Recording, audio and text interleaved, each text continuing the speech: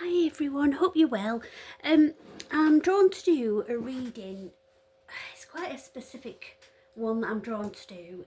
I'm using the Soul Truth Self-Awareness card deck.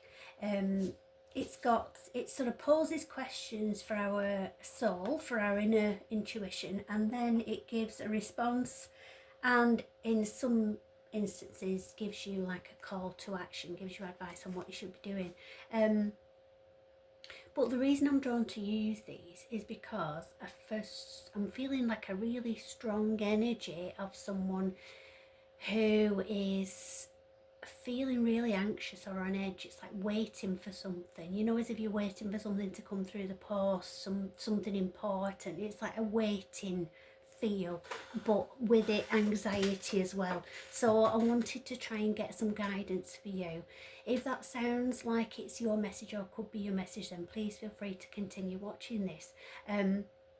You may pick up on things that resonate with you throughout any of the readings, but if you don't feel that this particular one resonates with you, then please just check the other timeless readings that I've got on the channel as well, because you might find drawn to something that might resonate with you a little bit better.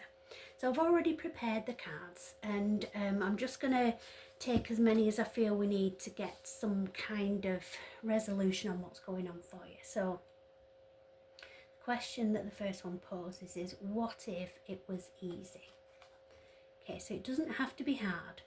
Call in the universe, the stars, the angels, and all their powers. Find the solution. Would you take the next step if it were easy? It's time to expect ease. Call in grace and receive guidance. You are supported. And today's soul action is list 10 possible ideals for your soul's current calling. Lean into ease. It's here. You just have to say yes to it. So that I feel is just getting a few things popping into my head about this one.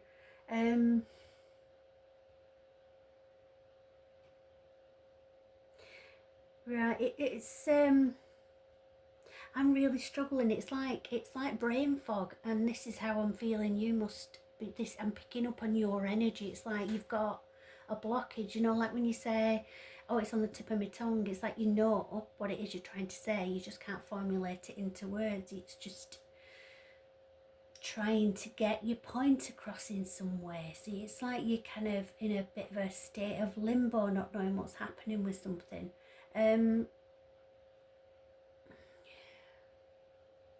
Let's see what we get with the other cards. But there's like some sort of blockage that I can't express what I want to express. I can't put into words the feelings and the messages that I'm being given. So hopefully that'll clear, and then we can get a clearer picture for you. So how can I be more kind to myself and offer more grace in this very moment? Okay.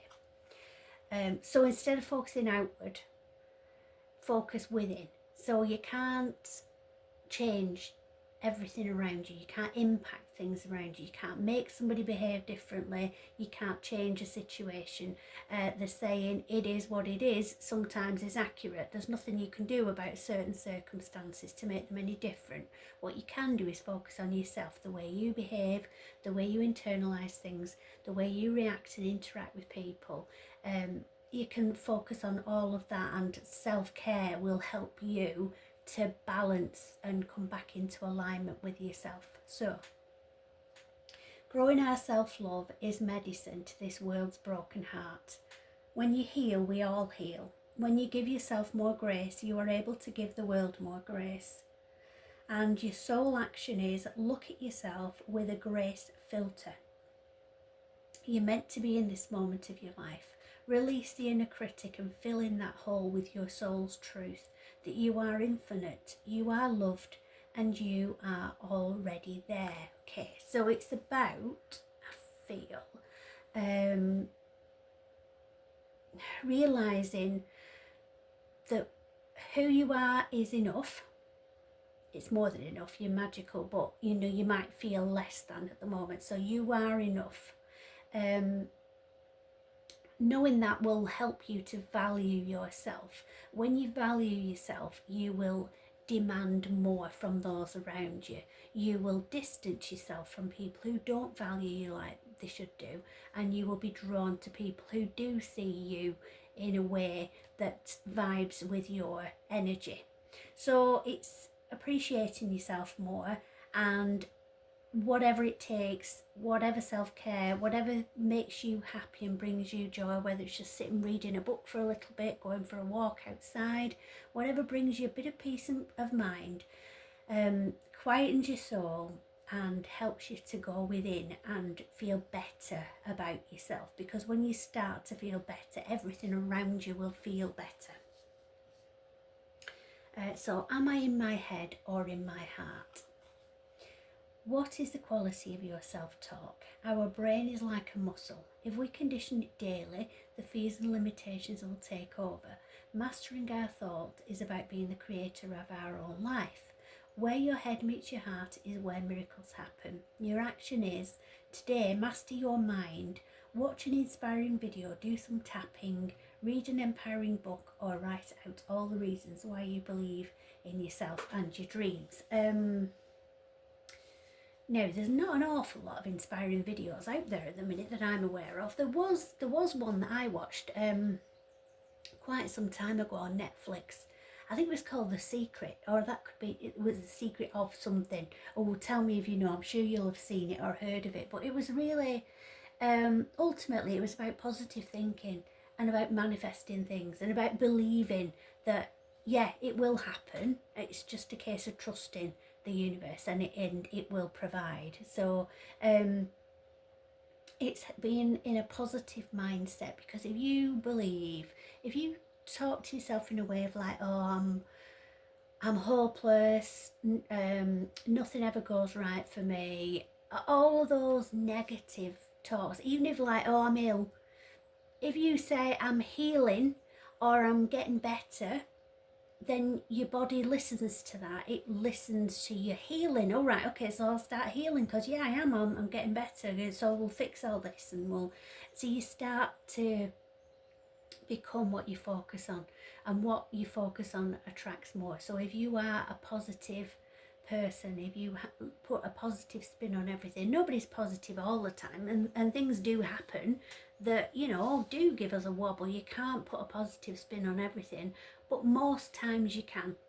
And if you can't put a positive spin on a certain situation, and think about it as yes, but. So yes, okay, that's pretty horrible at the minute, but look how lucky I am because I've got all this. And so it's just reassuring yourself and building yourself back up, because I feel that whatever it is that's going on for you, whatever it is that's overwhelming you, that waiting by the letterbox kind of a feel, is causing you to put the rest of your life on a pause, as if you're waiting for this, and until this happens you can't move past it, and you can't do anything else.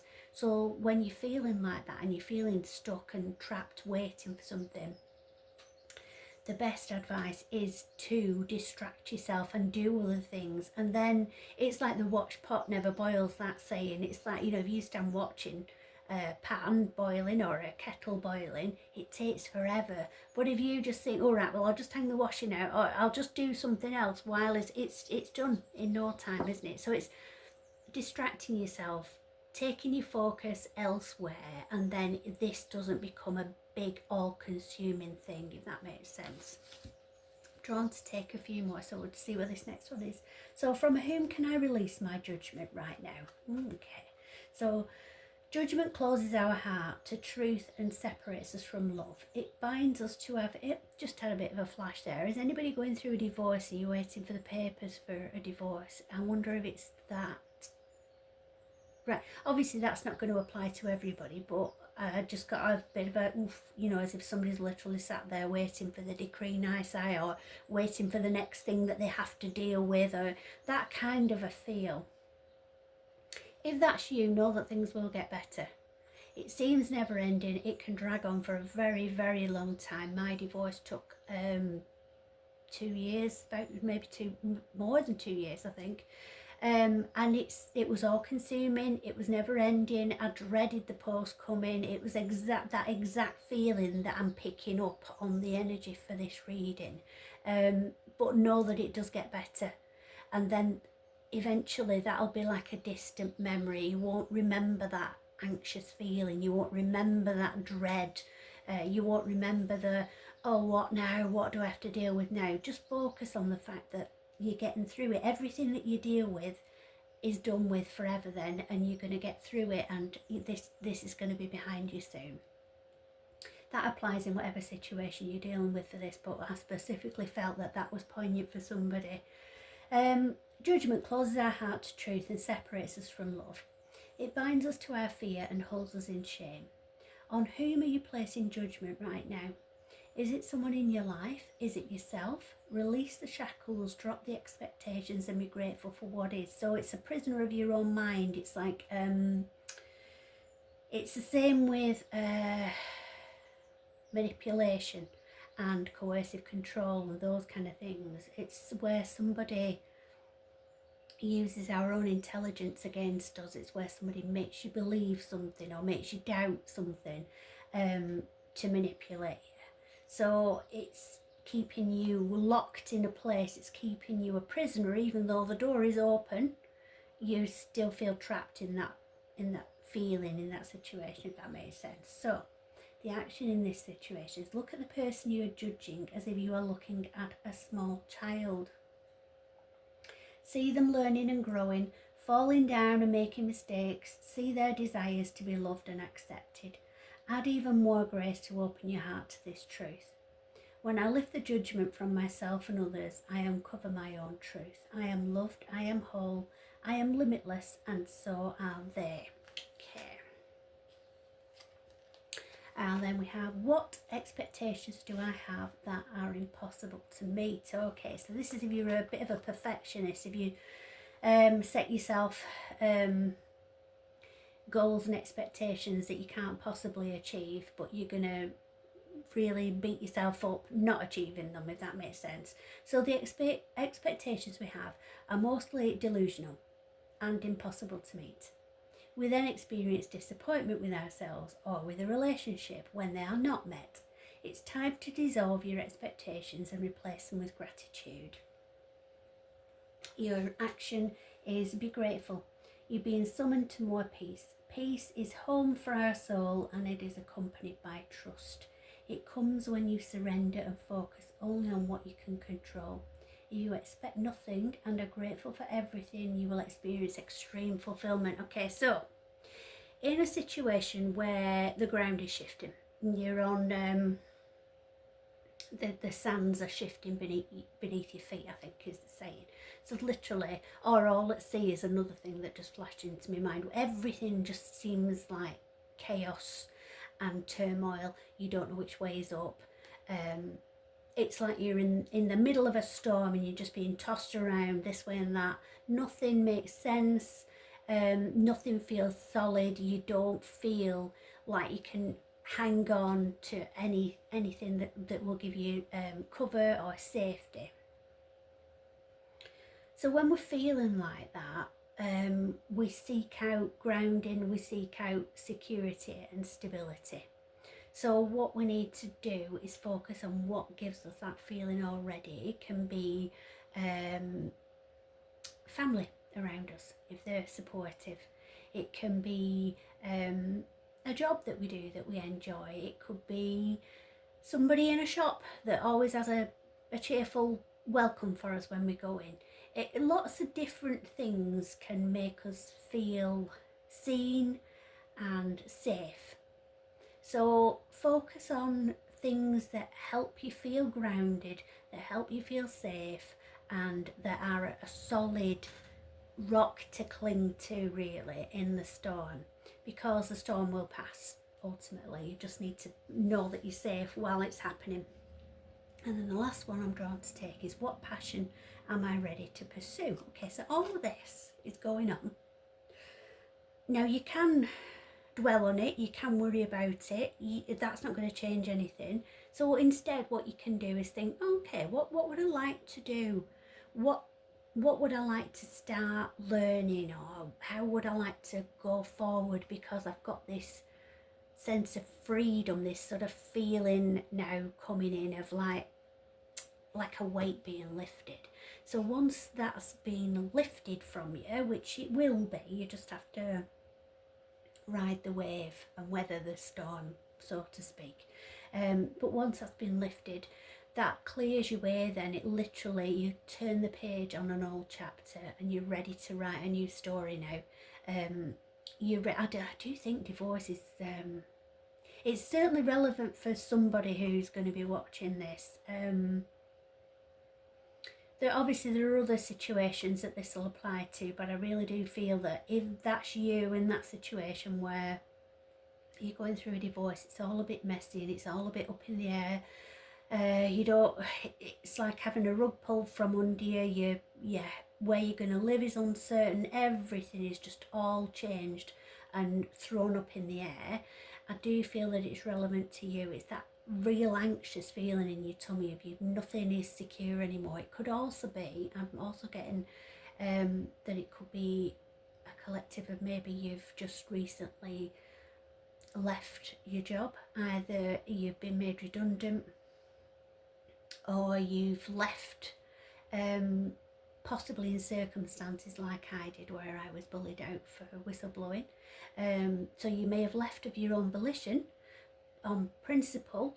You may have been asked to leave, but for whatever reason, it's that feeling of the rug being pulled from under you, and you now don't know which way to turn. So focus your attention. Your final card of advice is focus your intention on what you'd like to do now, because all of what's going on around you now is clearing that path. It's giving you that freedom to start again in whatever way it is you're doing it. You're given another chance, a renewed I'm giving to say another chance at life. So this is, you didn't like the way your story was going, and you've closed that chapter, you've ended it, because that's not what you want for yourself, that's not what you want from life. You've stood up, you've shown amazing resilience and inner strength, and now that you're handling all of that around it, you need to stay focused on, you've done all of this because you want a better future for yourself. So now is the focus of you being called to focus on what you want that future to look like. So your passions will continually lead you to purpose. What passions have you put to the side, given up on, or buried?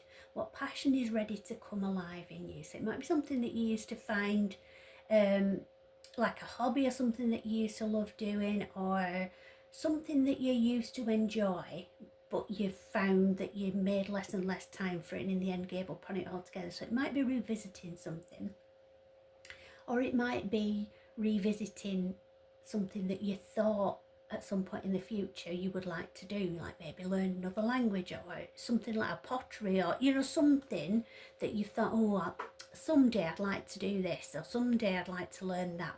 This is your call to say that someday is now, your time is now.